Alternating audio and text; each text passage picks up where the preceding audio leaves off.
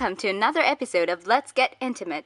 Today we have transported ourselves back in time to 1905 because technology is so advanced and time travel is now a thing of the past. We are taking a journey down to a little spot on Lower Manhattan to visit a man who has rolls upon rolls of beautiful fabric. Let's all say hello to Mr. Marks. Oh, hello. Let me get my bed out of the way.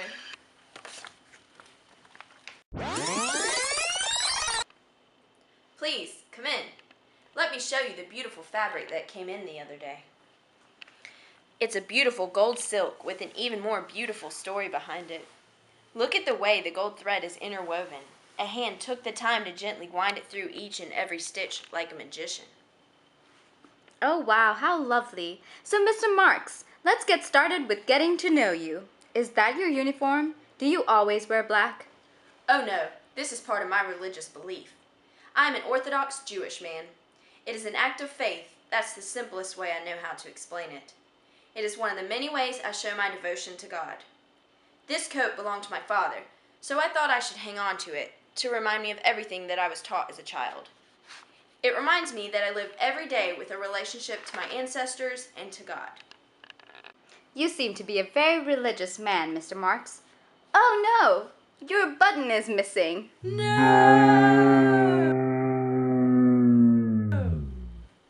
Oh, thank you, but please don't touch me. It's another part of the religious laws I follow. These laws don't permit me to touch a woman who isn't my wife or a relative. Oh, I apologize. I don't see your wife around. Is she here? What does she do? I am not married. Not yet. My fiancé's in Romania. My family made the arrangement years ago. I've actually never met her. Wow, all the way in Romania? Yes, well, that's where I'm originally from. Right, how interesting. So, do you ever sew with any of this beautiful fabric you have here, Mr. Marks? My father sew, my brother sew, yes, for the finest families. But I don't have the discipline, the fingers. Look at the size of these hands. Like Romanian sausage.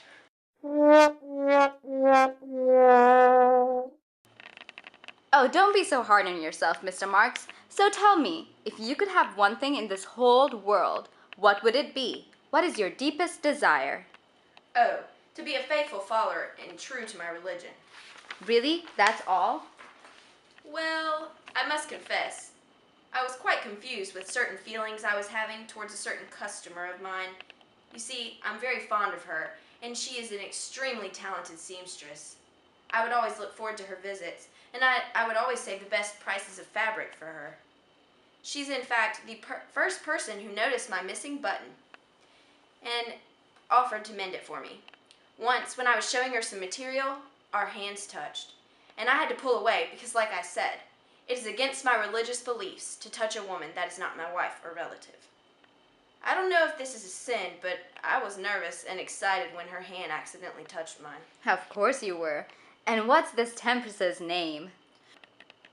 Oh, she is not a temptress at all. In fact, she is extremely gentle and kind. Her name is Esther Mills. Well, Esther Armstrong. Mills or Armstrong? Armstrong. She got married recently. In fact, she bought the material for her wedding dress from me. I thought I had lost her to a competitor because I hadn't seen her in a long time, and when she finally turned up, I found out that she had gotten engaged and was to marry another man. The fabric I chose for her was beautiful. I told her, "It is exquisite, Miss Mills. Many fine ladies have worn it against their skin, but it was made for you. I know this may be your first gift."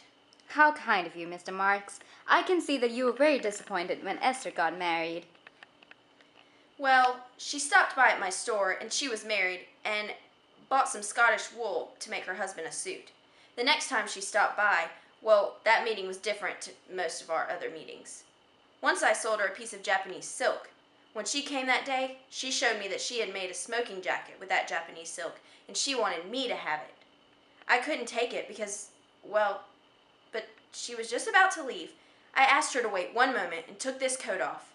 She helped me to try it on, and I could not ignore the chemistry in the room. I couldn't ignore the affection that was clearly felt for each other, but I had to stand still, hold myself back from doing something that I shouldn't have.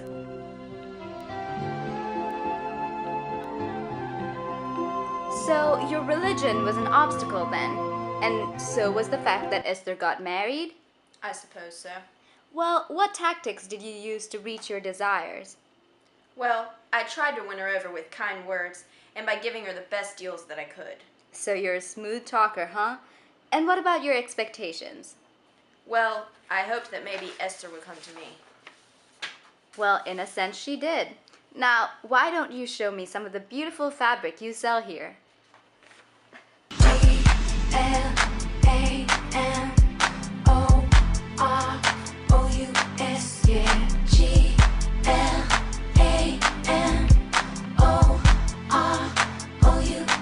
we flying first class up in the sky. Oh, wow. I have learned so much about the internal struggle, personality, and character of Mr. Marks, a fabric seller here in Lower Manhattan in 1905. I hope you all enjoyed this as much as I did, and tune in for another episode of Let's Get Intimate. And what's this Temptress's name? Oh, she is not a temptress at all.